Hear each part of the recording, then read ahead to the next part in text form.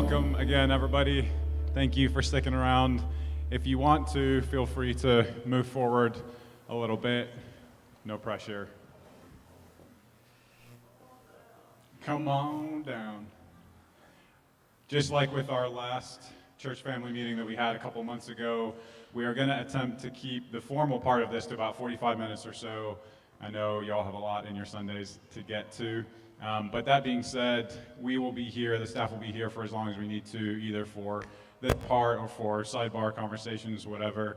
We're really thankful for you guys being invested in this conversation with us. So we'll be here for as long as we need to be, but we'll shoot for about 45 minutes or so.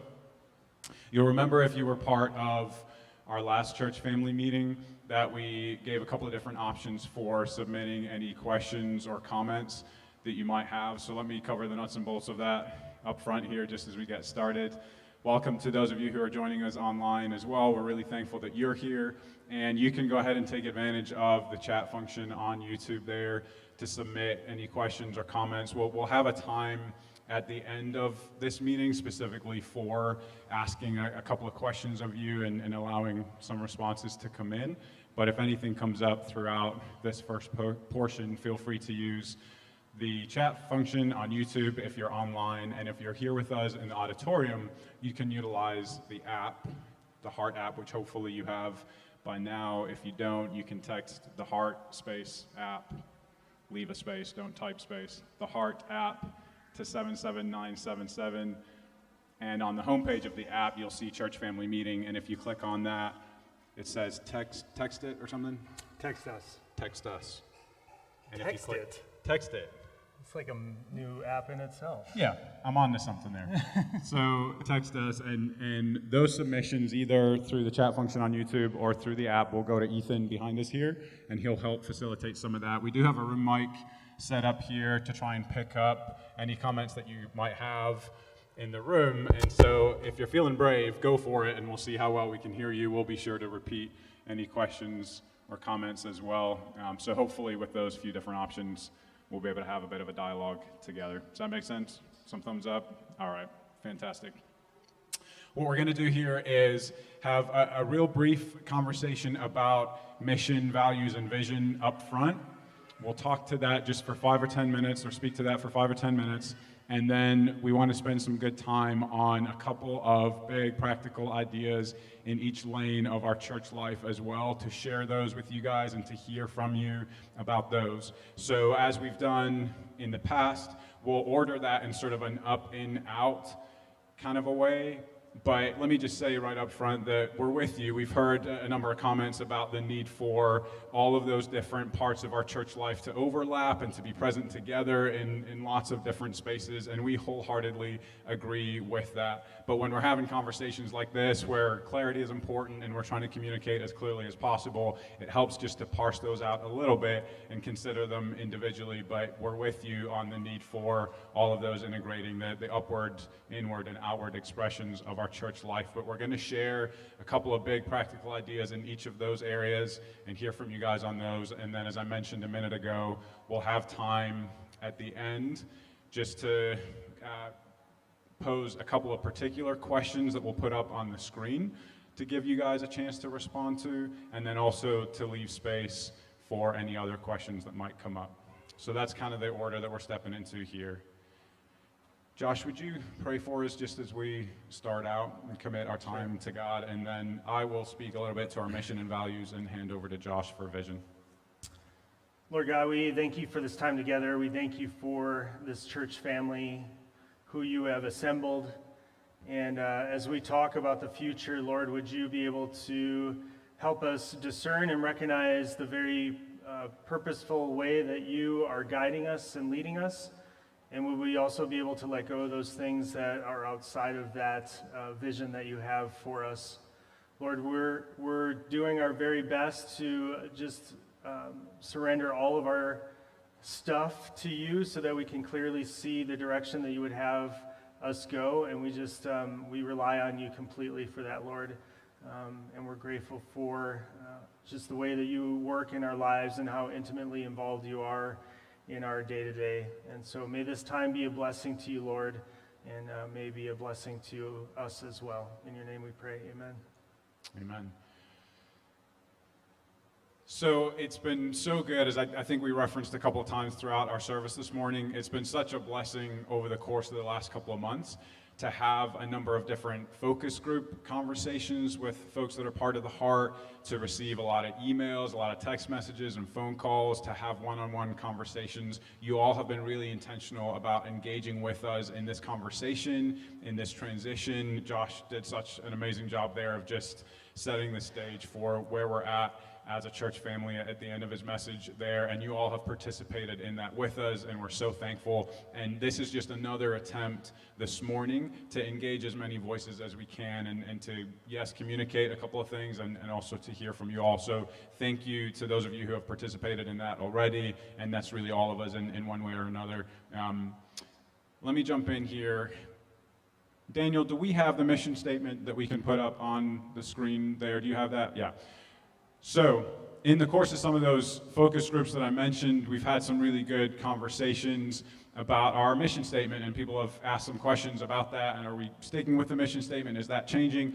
Rest assured, it's our intention to stick with our mission statement, which is up behind me here: reconciling people to God and each other through Christ's love, simple. That is still absolutely at the core of who we are at the Heart. It expresses what we are attempting to do in the here and now, be a church of belonging, as Josh mentioned, to be a church where reconciliation is at the core when it's easy and when it's really hard.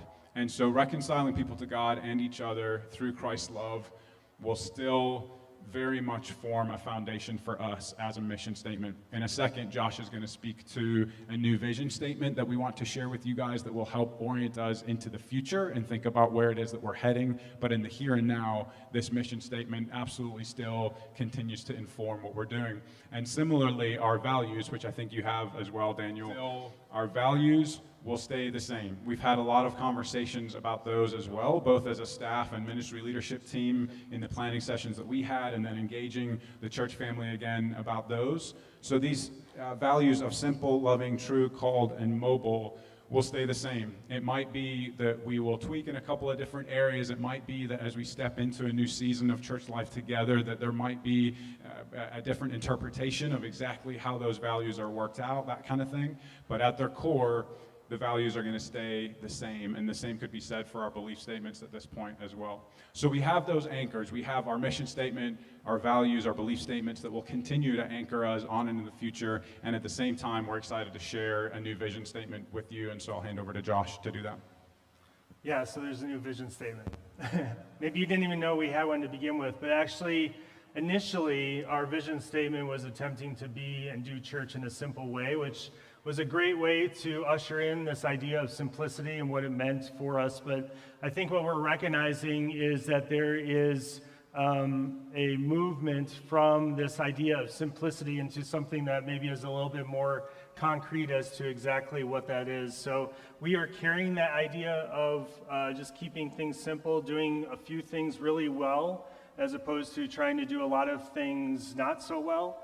But at the same time, we want to have a little bit more of a directional language put towards what that vision is going to be. So I'm not sure if we have kind of what we're working with right now or not.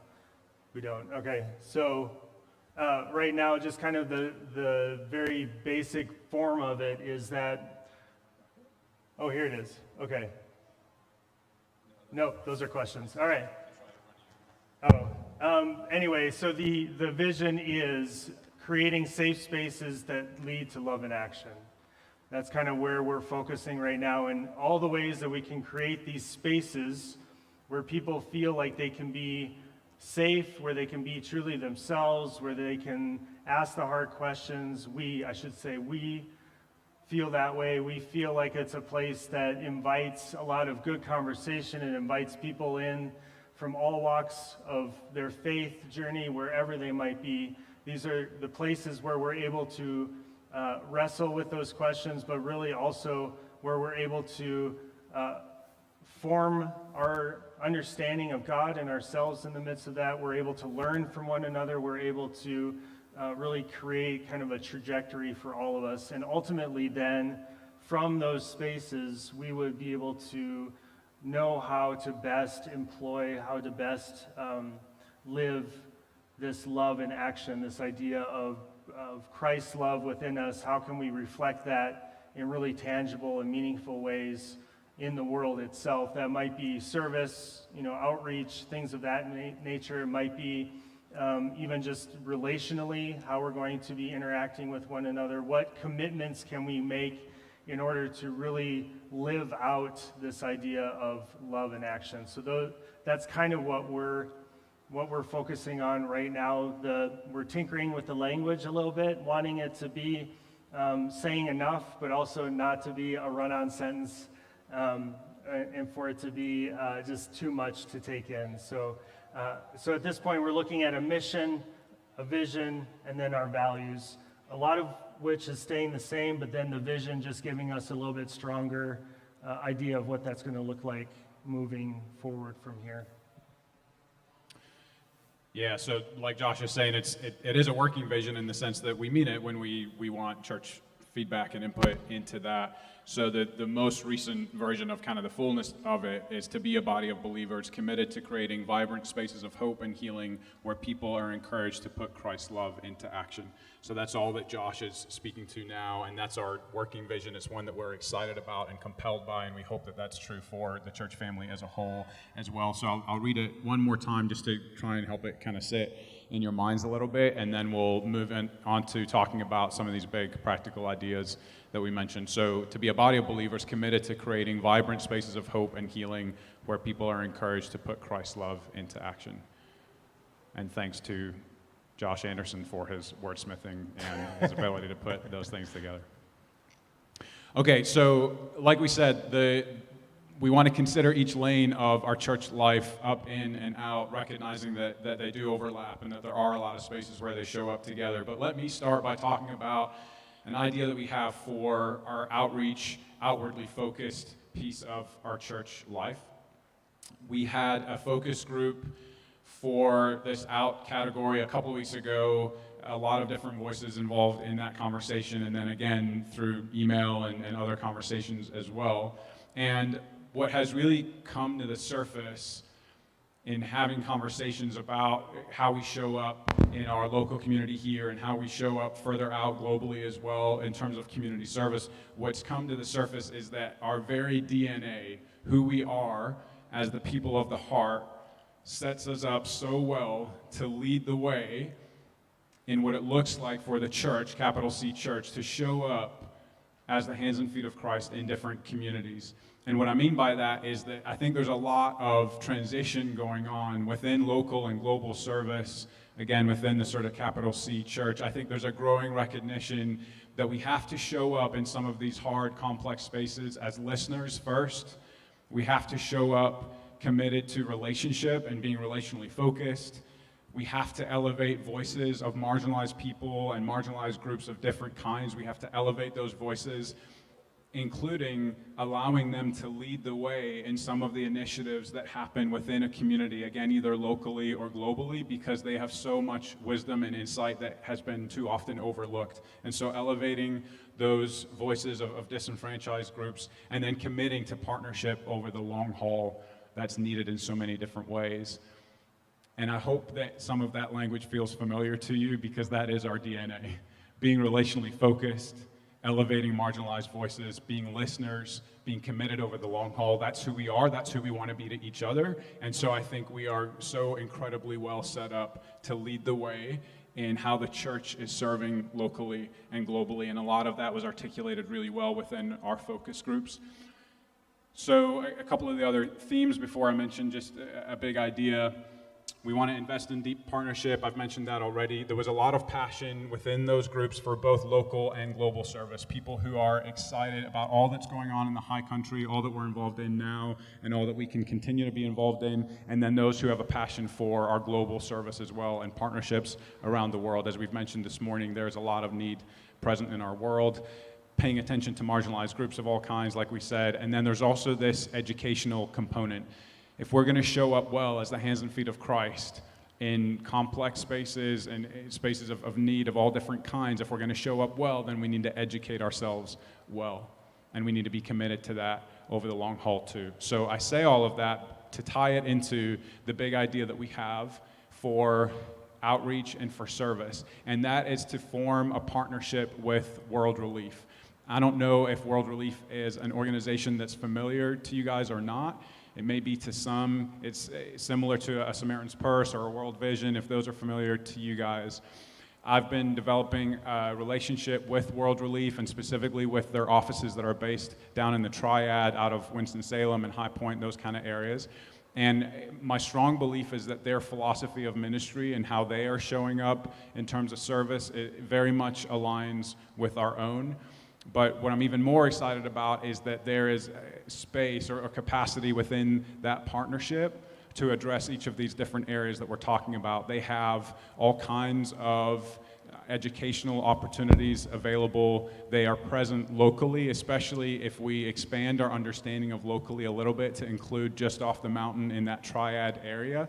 There is so much need there, guys, in terms of refugee, immigrant populations, trafficked people populations. There is so much need right off the mountain, and if we expand our understanding of local a little bit to include both the high country and just off the mountain, then there's so many different ways that we can engage. Let me just say real quickly, one very practical way that we can do that as soon as we're able to is to furnish a home for an incoming refugee or immigrant family. We could be part of what World Relief does, which is as simple as gathering all of the furniture that's needed to set up a simple home, and to physically go and put all of that furniture there, and then to welcome that refugee family in. That's one opportunity that we would have locally to serve with World Relief, and I think it could be incredible. I know a lot of us just feel, now I'm getting off on my soapbox, I'm sorry. A lot of us feel just paralyzed when we hear about Afghanistan and what everything's going on. We don't know what to do. This is something that we can do. So there's opportunities locally and there's opportunities globally. They're working in a number of different countries as well, and so it could meet that need as we think about long-term partnership too. I already mentioned that our philosophies match up well. So that is one way that we want to move forward. We want to continue to lean into this partnership with World Relief. At the same time, be assured that we will continue investing in the partnerships that we have, the Hospitality House here in the High Country, the Hope Pregnancy Center, our OCC Drive at the end of the year. We're still going to do those things. We're committed to those things. We're excited for when we can get to a little bit further out from COVID and really re-engage those partnerships in the way that we want to. We'll stay committed to them, but we also want to add in this other piece. So that's the idea that I wanted to share for our community service, local and global. So sit with that a little bit, and if you have questions or comments about that towards the end of our time, I'd love to hear them. And Josh, I'll hand over to you to talk about the inward expression of our church life a little bit. Sure. Love to hear your passion, but it does say only 5 minutes here you're supposed to spend on that, so. Yeah, that was never going to happen. I'm sorry. I'll go 3 minutes then to just make up for it. So obviously a big part of what I want to talk about is what we call the in category, or the inward focus, and that's simply church life, the way that we are able to grow with one another, the way that we're able to grow in our relationships with one another, all of those kinds of things. And quite simply, what we want to focus on is we want to focus on spiritual formation groups. And we want as many people to be a part of spiritual formation groups as possible, whether that be hosting them, whether that be participating in them, really having a concerted effort in creating these small pockets of community within our community. And then also, too, having those communities interacting with one another in very intentional and specific ways.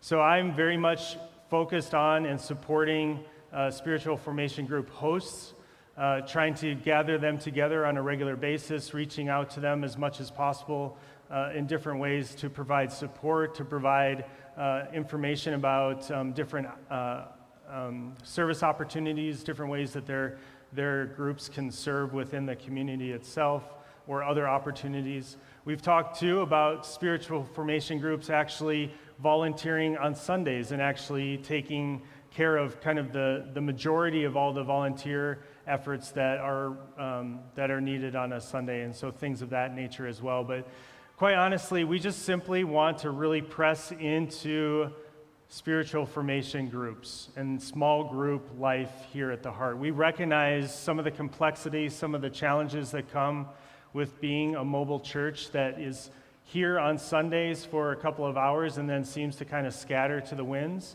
And so as much as possible, we want to try to keep people as connected to our church body as possible, and doing that in ways as meaningful, that leads to spiritual formation, that just really leads to a more vibrant kind of church life. We don't want to add one more thing to your calendar, and at the same time, I'm going to be quite honest and ask that this become a priority for you if it's something that you want to have in your lives, if you want to have that connection with our church family. I'll say, simply put, spiritual formation groups are probably the best way to make that happen.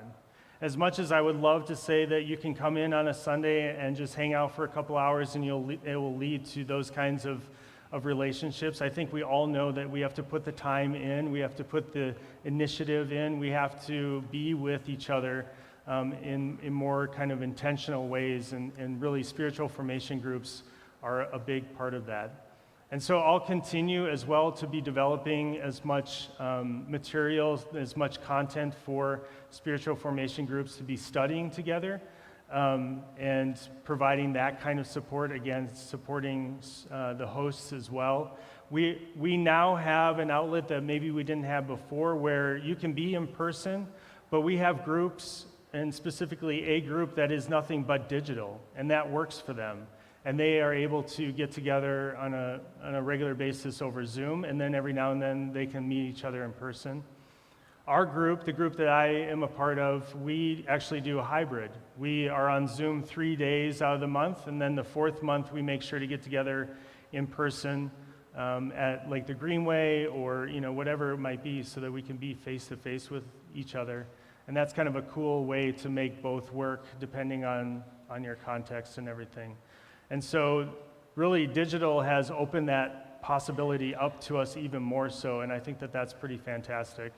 And then again, being able to develop the videos that you can watch as well. Also too, there are groups that are just doing their own studies, kind of doing their own thing, but always wanting to reconnect and keep people connected in that way. But yeah, just a real concerted effort to make people aware of and develop and nurture and grow spiritual formation groups here at the Heart. Awesome. So we've talked a little bit about ideas and where we're headed in out and in up, and then we want to talk specifically about the upward expression of our church life. And again, by that we just mean our gatherings on Sunday, our worship of God in different ways, what's happening throughout the week, and teaching and learning about God together falls in that big category as well. So we're going to talk about two specific pieces, and then we'll move into our time of questions, feedback, comments from you all. The questions that we're going to put up on the screen here have to do with these two particular areas that we're going to mention now, because we think that in all likelihood, this is where people may have the most questions or ideas or thoughts or experience. So one is the possibility of a location change for us as the Heart, and the other is how we are approaching teaching, and specifically teaching and preaching on a Sunday morning. So I'm going to start with the consideration of a location change, and Josh will speak to the other in a second. Let me say right off the bat that we have as healthy and as strong a relationship with the high school as we have ever had. We are grateful for that, we're thankful for it, and that continues. So that in no way is one of the reasons or an impetus to try and consider a location switch. Not at all. It's a good relationship. It's a very reasonable cost for us right now, especially as you think about what is going on in the rental and purchase market right now. So it's a reasonable cost. There's room for us to grow in here if we stay in the auditorium at the high school. That's an important thing, an important consideration. We've heard a lot from you guys, and we sense it ourselves, that a high school building can be less intimidating for newcomers that has to be considered too, especially those who are maybe new to faith or are coming back to faith. And then there's an obvious community connection with meeting in the high school, yes, with the high school itself, and then because we don't have a space of our own throughout the week, we have to connect with different entities in the community to figure things out that way. So it leads to community connection that we might not have otherwise. So those are kind of in the pros column. In more of the cons maybe, or things that have been challenges, again, you all know it takes a lot of volunteer hours. A lot of volunteer hours are committed to the setup week in and week out here at the high school. So that could potentially be, those hours could potentially be utilized in a different way. We've heard before, not just in this transition season, but historically as well, we've heard from some that an auditorium with a big stage like this, just the actual setup, isn't the most conducive to who we want to be as the people of the heart, or what we want our worship services to look like. True or not true, we've certainly heard some of that, and so the actual sort of aesthetic or layout of this room is something to be considered as well. And then, yeah, there's a challenge to not having our own space to meet throughout the week, no doubt. So those are maybe more, those considerations are more in kind of the challenge column. So it's really the first time, at least the first time in a while, that we've even had the conversation about whether we'd be open to a location change or not. And again, it's not to do with our relationship with the high school. We are very grateful for that, and it may well be the right thing as we discern before God together. It may well be the right thing to stay here in the high school and to lean into all of the advantages that gives us. But we just wanted to, again, be open and honest with you guys and let you know that conversation is happening, and to invite any input into that you guys might have. Josh. So the other question for consideration is our teaching approach. And as many of you know, when Jason transitioned off of staff at the end of June, we moved into a time, kind of an interim period, where we were going to evaluate things. We were going to have all these conversations. Obviously, Jason was our primary teacher, and so that kind of threw that a bit into flux as well. And so we entered into a team teaching season, if you will. And I want to just clarify, too, that when we moved into that team teaching approach, it really was a more defined group of people that was going to take that on. And so there are 6 people specifically who are part of the team of teachers. It is the 4 of us on staff, so me, Graham, Ethan, and Aaron. And then it is 2 members of our leadership team, Amanda Opelt and John Page. And that was it. It was going to be, and is, just those 6 people. And I know that it has felt like there's been about 1,000 other people who seem to have crossed this stage, and I think that that's been good, but I want there to be an understanding that there was kind of a move from that to this more defined teaching team. And so the question for us moving forward is, do we continue with a team teaching model, or do we move to more of a primary teaching model, which both, again, this is one of those questions that I don't think there is a right or wrong answer. I think, again, there are pros and cons to both methods. I just want to share a little bit about each of them. So for a team teaching approach, the way that we have it right now is that I am kind of the lead teacher and am taking on more of the teaching effort, and then the others are kind of rotationally a part of that as well. So it's not like an egalitarian kind of everyone gets the 4th Sunday and somebody gets the 5th Sunday kind of a thing. It's a little bit less than that. A team teaching approach takes a lot of pressure off of there being one voice who is going to be speaking 40 to 50 Sundays a year. It allows for us to have a variety of voices that offer lots of different perspectives, which I think is healthy. I think it actually leads to a better, just a fullness and an understanding of faith. It doesn't all come from one perspective, which can be limiting in some ways. On the other side of that, I can totally understand and see too how a rotation of teachers can keep people a little bit unsure of who they're going to hear from, what they're going to hear. Maybe the styles that we all have aren't quite conducive to the way that you learn, or or whatever it might be, and that's something to be well aware of as well. And again, I think I may have assumed, because of the background that I came from, that a team teaching approach was just an obvious suggestion, but it seems that that is less the case for some who come from other church backgrounds that are just not used to that. So just being aware of that as well. Yeah, so I think that that's a consideration for us to talk through and to field your questions about that.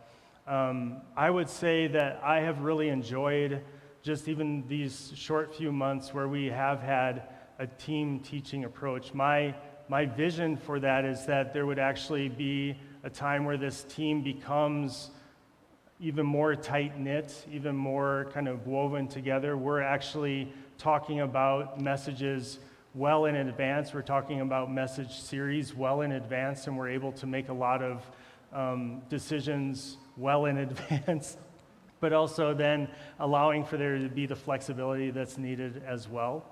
But yeah, we want to be open-handed with this also. I have to be honest with you, I have actually really enjoyed teaching, and I hope you have enjoyed hearing me teach, even with the snafus that we might have with notes and all those kinds of things. I honestly feel like God's grace has opened something within me that I have never experienced before, and if you had asked me just a year ago if teaching would be something that I would want to do, I would have had a very different answer than I do today.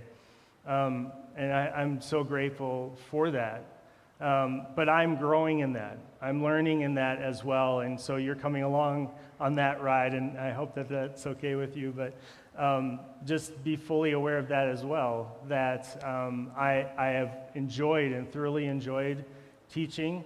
And so if that's the direction we go, that's something that we will, we'll just look at that also. So we just want to hear from everyone and be open-handed about the different approaches that can be taken, and just what everyone's thoughts are on that. So.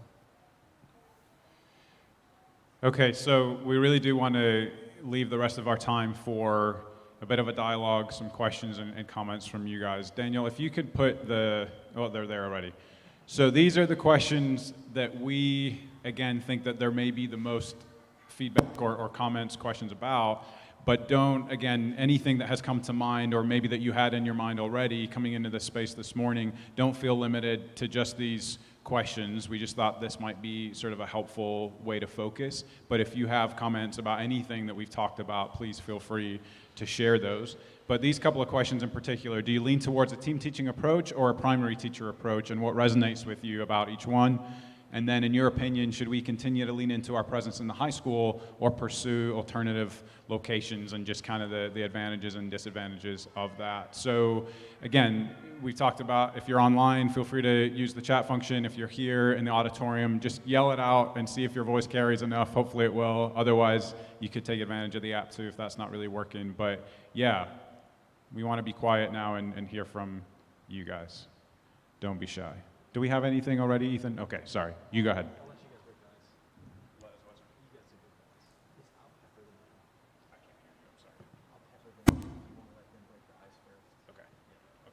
Yeah, so there are some questions, comments coming in from online, but we're going to give it to you guys first, if anyone has something they'd like to share.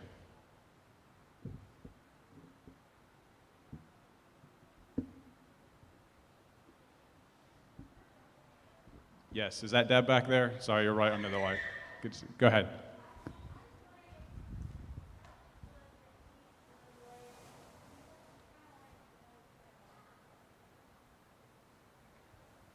The rest of us. So I've enjoyed the team teaching or the teaching. Has everyone else enjoyed the teaching opportunity?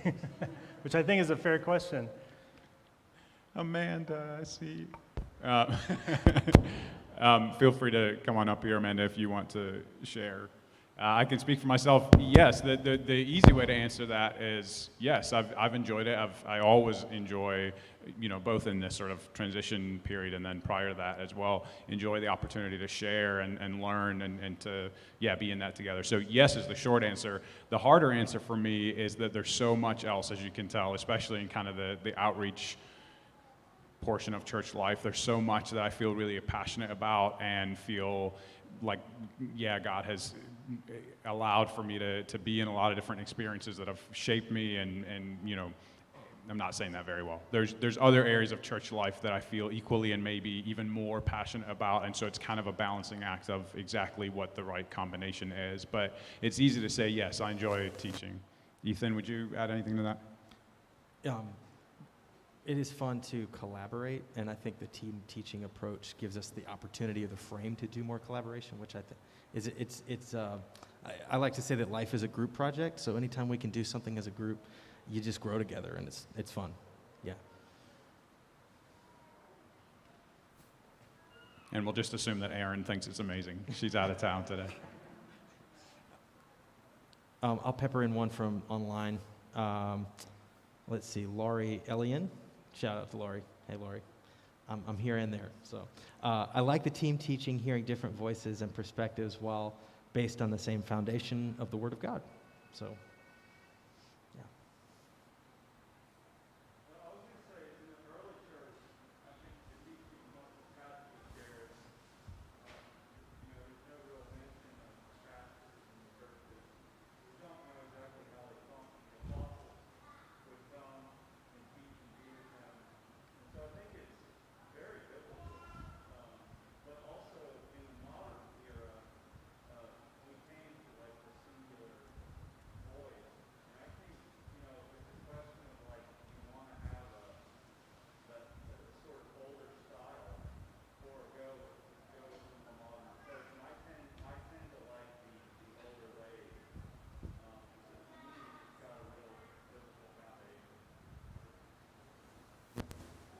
So John was just sharing how much he enjoyed the team teaching approach because he felt like it was a kind of a response to Acts 2 church, the way things had been done before with the apostles, and that a singular or primary teacher has become maybe a more modern expression of that. And so, yeah, just the comparison between those two things.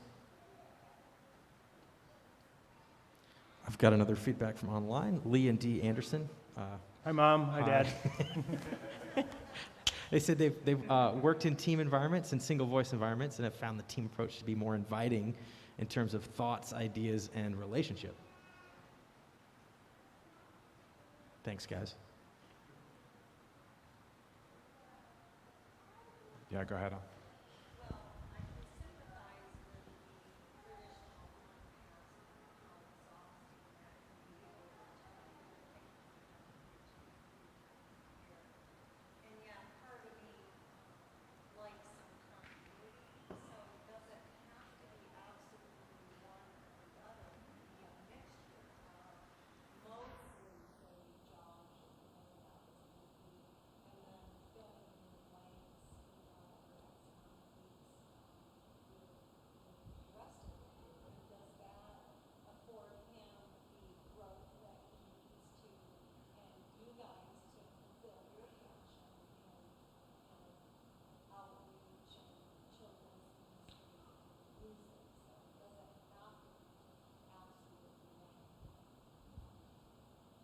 Yeah, so the question was, does it have to be absolutely one or the other? And I would say that we're kind of working in a hybrid right now that would be kind of what you're talking about, where I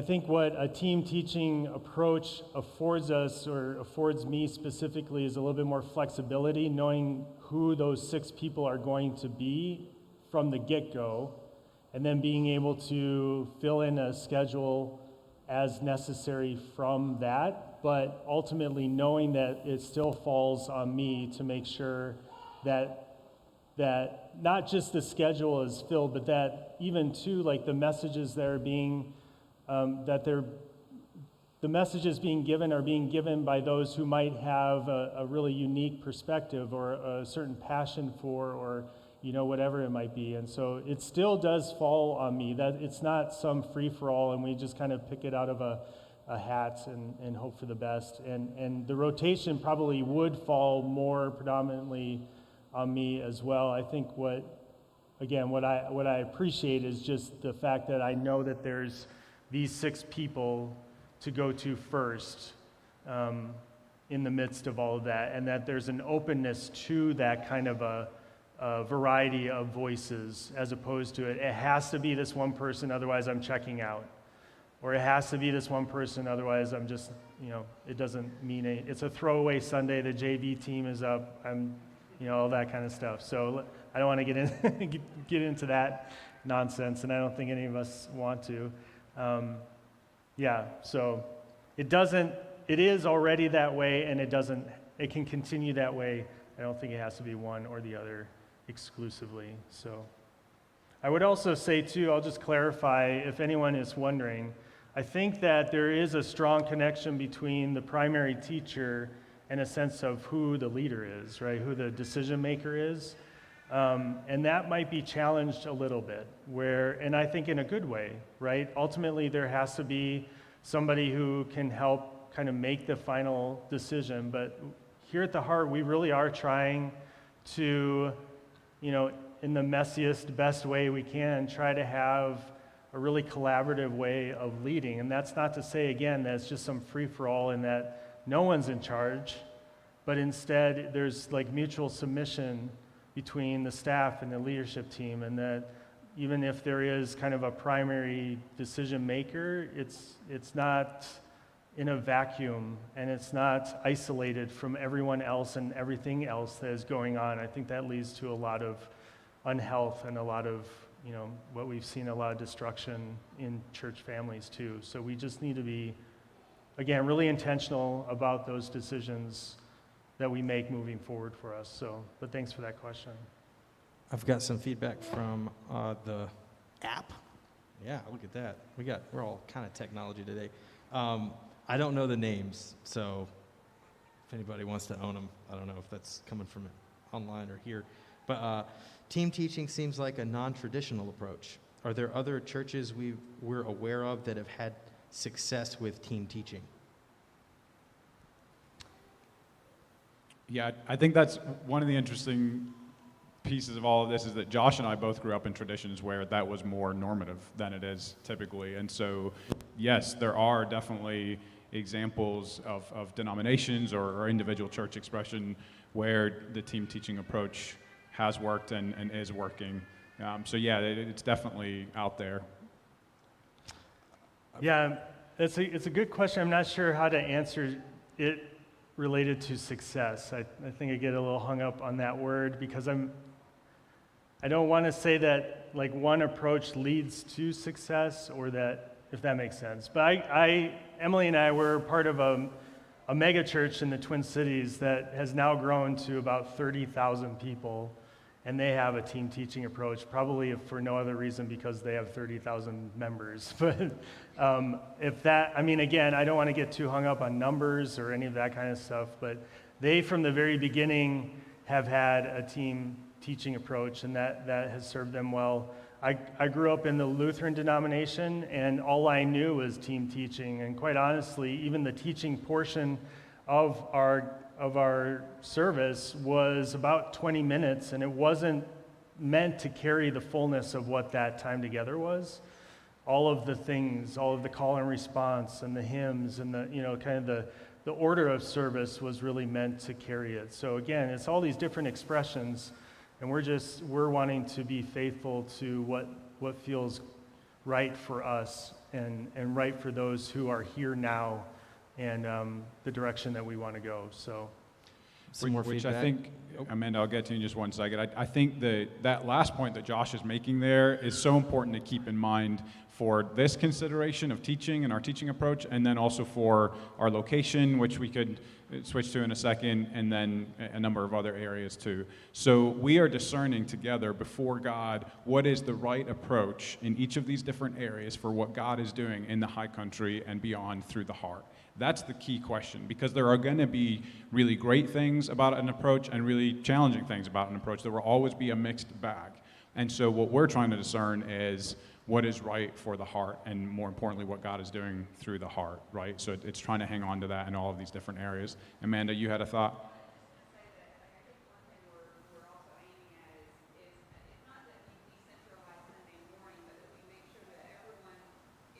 on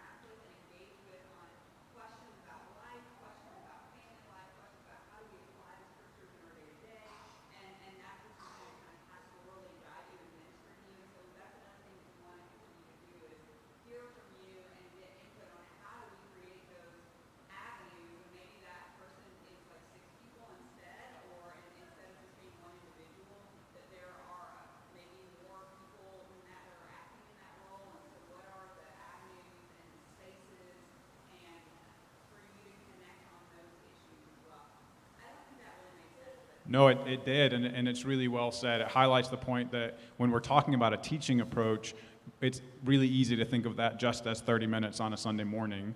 It's beyond that. Yes, that Sunday morning moment is really important, as Amanda said, as we learn together, but it's way beyond that too, and it has to be an approach that meets all of those needs or those pieces of church life.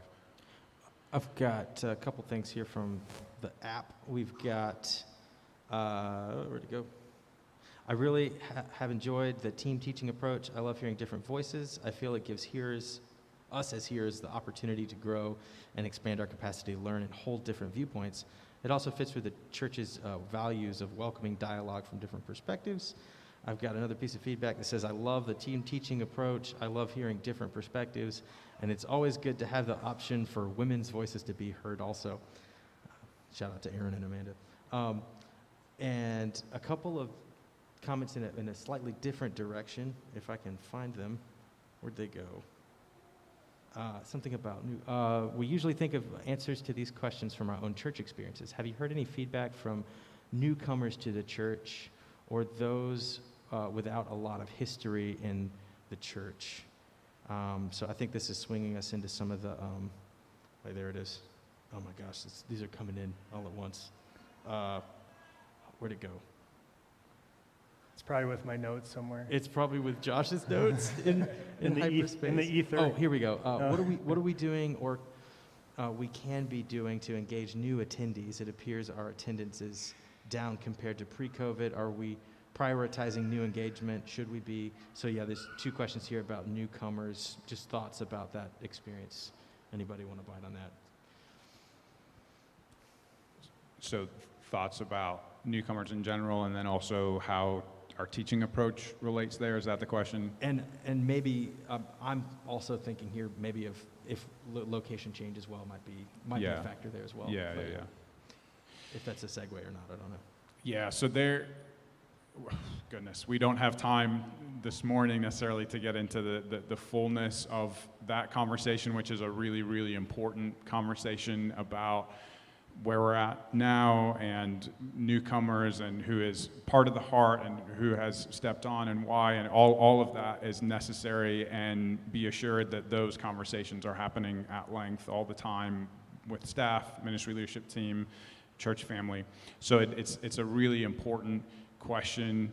I don't want to speak so much to the sort of coming and going of people and who's part of the heart and all of that, other than to say what I already said, which is to acknowledge where we're at right now. That has a COVID component to it. It has so many different components to it that we can't do it justice right now, would kind of be my perspective, I guess. But I do want to try and speak to the question of how we're thinking about teaching as it pertains to newcomers. And I don't know, I'd be interested, I should let you talk first, because I would be interested in your perspective on whether a team teach or a primary voice is more accessible for newcomers. It's actually a related thread, so maybe this will segue those two things. Let's see where to go. My feelings are that 2 to 3 teachers keeps it feeling familiar, like a family, maybe occasional additional teachers here and there, but a constant revolving door of 6 teachers feels more like a seminar than home. That might be a barrier not only to people here, but to the newcomers as well. Yeah, that's good. I would say, okay, so quite honestly, yes, our attendance is less on this side of COVID than it was on the other side of COVID. That being said, I think we were seeing that number going down even pre-COVID. So whatever that means and whatever this new reality is for us we're still in the middle of COVID, so it's kind of hard to know exactly where we're at. I would say that what I'm most excited about is that even after a year plus of simply being online, that there are people in this room. And I think that we take that for granted so often. Like this every Sunday this happens, this is a minor miracle that we do this.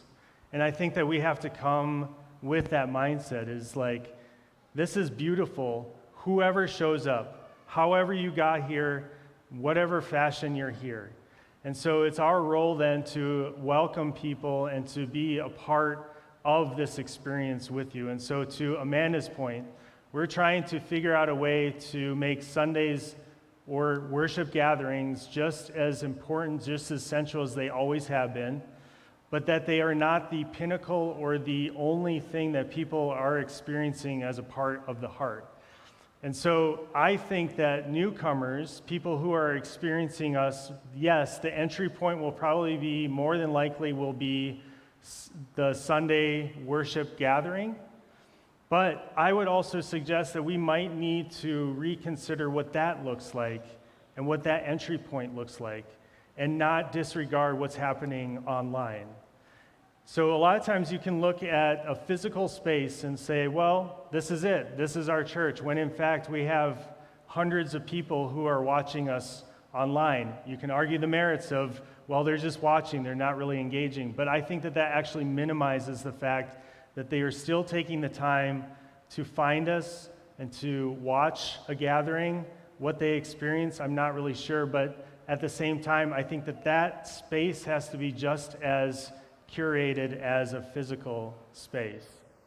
So, that being said, I think it's a bigger question about the newcomer experience. It's not just what happens in our worship gathering in person, it's what happens online, it's what happens throughout the week, interactions that we're having with folks along the way, invitations that we're making to people. I mean, are those invitations just to a physical space and expecting that to carry everything? Or are you inviting them into your home and having conversations with people and maybe doing a study session with them, or inviting them into a small group, or, all those kinds of things?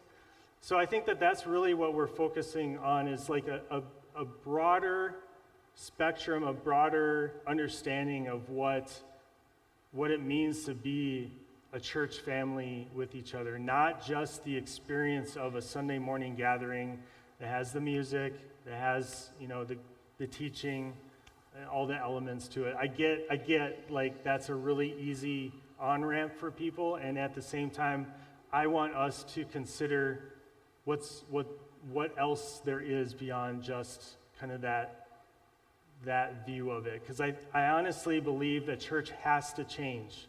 If we've learned anything from COVID, church fundamentally, in a lot of ways, the ways that we've been doing it, it has to change in order to kind of invite people back into what this is. And that's ultimately what I feel the most passionate about. Did that answer questions? I don't know. Bouncing off of that, John Cornett, bouncing off Amanda, also mentioned that the church is beyond production itself, but the church, it's pastoral care, having a diverse team to meet those needs. So I think looking at things beyond Sunday, the team approach, I think that's what John's is affirming there. It equips us perhaps more. Yeah. Great wisdom from Amanda and John. Good. It was the number, right? 2 or 3 teachers? Was that what it was? Like not having the revolving door of teachers? Sure. Again, I think what we have to realize is there will be a lead teacher, and that person will probably carry the majority of the teaching, and there will be then a kind of a set group of people. But I've heard this 2 or 3 number before, and I'm not sure if there's I don't know if there's a magic number, to be honest with you. I think we're getting focused on the number as opposed to like the intentional rotation of people, who's teaching, why we're teaching, the people who are teaching, why they're called to do so. I think those all are part of it as well. And so I want to make sure too that we're creating a space, again, that is safe and welcoming and inviting. And so I'm highly aware of that too, like trying to create a sense of normalcy, a set way of doing it, but at the same time, not just limiting ourselves to one person predominantly, I guess. Just a couple other practical thoughts, and I want to be really mindful of our time here, so we're getting close to wrapping up probably, but let us be quick to say this is an ongoing conversation, so this is not a one and done opportunity for people to share. As we've said, lots of you have participated in that already over the course of the last couple of months, so let's keep doing that. It's an ongoing conversation, but being mindful of the fact that we just have a few minutes left.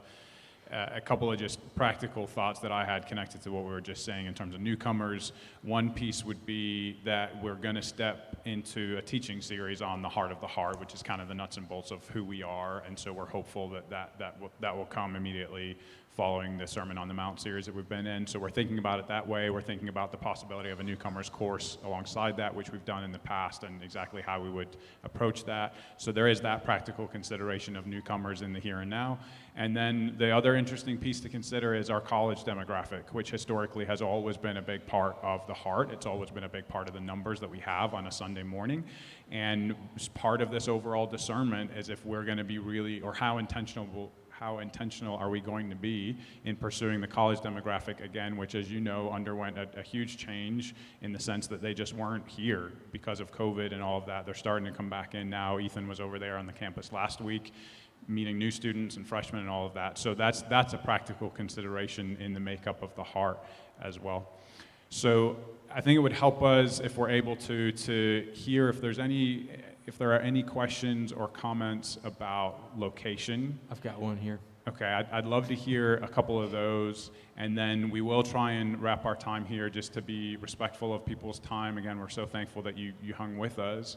So let's do a little bit of that, but please know, we're not just saying it to say it up here. We really mean that the door is open for this to be an ongoing conversation. But Ethan, what comments have been around location? Yeah, I've got one.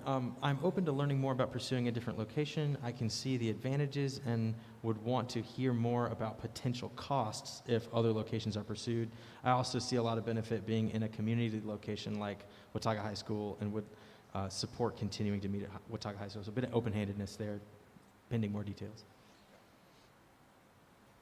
I think it's fair to say, Josh, correct me if you think I'm wrong, I think it's fair to say that cost-wise, staying in the high school is about as good as it gets. I think there probably would be an increase in cost if we looked at another location, especially if it was a space that was going to be available to us throughout the week. That just makes sense that if we're in a place more, it's going to have a higher cost. So it's not the be-all, end-all, but I think it's fair to say that staying in the high school would have the least budget implications. Does that sound right to you? Yeah, that's true. I would also offer as well that just some other considerations with being here is that we work directly with the principal and with kind of the administration of the high school. And so if that administration ever changed, that relationship is then, it's just challenged in that way. And so we would have to kind of start over with the new principal and just kind of their views on having a church in a high school. There's also outside influences. There might be people who start to push for that not being allowed, even though the superintendent of schools, again, we have a good relationship with, and he's very supportive of it, but it could be, again, we're kind of at the mercy of whoever is making those decisions. I think we've also recognized too with COVID and the fact that we were unable to make our own decisions along the way as far as physical space. That is something that we became very aware of as well, and I think we navigated that about as well as we could. But again, we had to, and we were happy to follow along with the high school in that relational component, but also recognize the toll that it took on us as a church family, not having a little bit more say in what that was. So those are just realities that we're aware of as well, being in this space, that we just have to be mindful of. So, any last comments, either from online or from in the room here, either specifically about location or any other burning question or comment that you've had? I don't want to cut you off. Yeah, go out.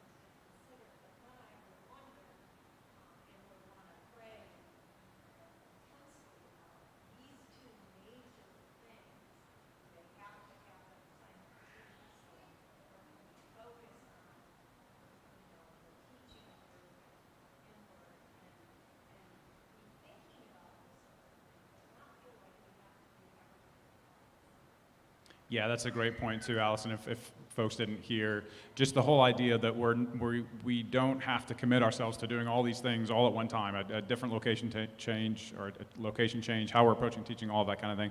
Truthfully, that's been one of the challenges of this season as a church leadership team, is to figure out the prioritization and what should come first, and what, the timing of it all, and believing that God's with us in that. So yeah, that's a really important point that you're making, Allison, and we want to discern that well in terms of the timing of it all, and not feel forced into having to do it all at once. And you spoke a little bit to the college demographic too, and just the intentionality there, as we've said.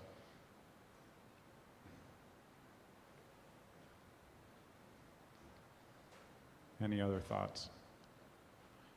Nothing with you, Ethan? Okay. Awesome. Josh, any last things to share? I think I've said enough.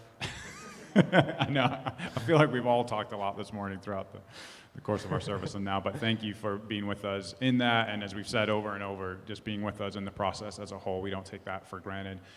So this was just, like we've said, a chance to have a bit of a large group conversation. We're just doing everything we can to involve as many voices as we can, and so thank you for being a part of that. We will continue to be in communication with all of you in different ways about how we are discerning God's leading in all of these different areas, and there's many more that we haven't touched on this morning too. So we will continue to be in communication about that, but thank you for being our church family.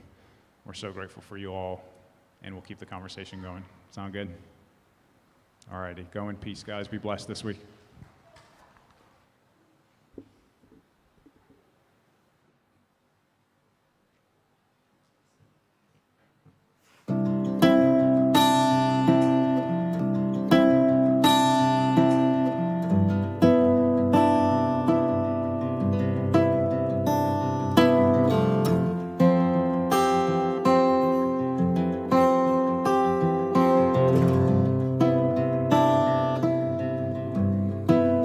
Lord is my shepherd,